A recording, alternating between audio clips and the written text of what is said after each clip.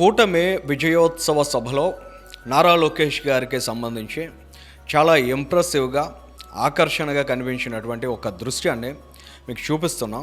అది చూసిన తర్వాత దాంట్లో చాలా మెసేజ్ ఉంది, దాని గురించి కూడా ఒకసారి మాట్లాడదాం. ఓం నమో వెంకటేశాయ.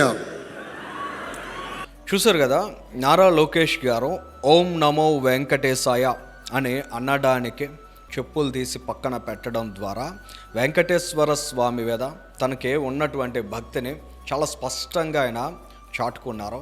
దీంతోపాటు ఆయన పక్కన పెట్టినటువంటి చెప్పులను ఒక్కసారి చూస్తే, వాటిని ఒక్కసారి గమనిస్తే మెటీరియలిస్టిక్ లైఫ్కి నారా లోకేష్ గారు ఎంత దూరంగా ఉంటున్నారు అనేది కూడా చాలా స్పష్టంగా అర్థమవుతుంది.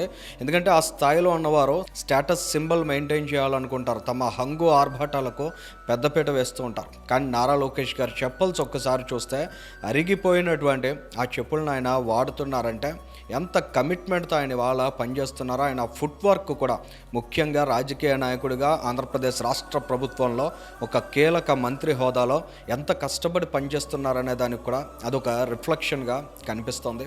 ఏది ఏమైనా ఆంధ్రప్రదేశ్ రాష్ట్ర భవిష్యత్తును అద్భుతంగా తీర్చిదిద్దడానికి నారా లోకేష్ గారు పడుతున్న కష్టం ఫలప్రదం కావాలని ఆశిద్దాం.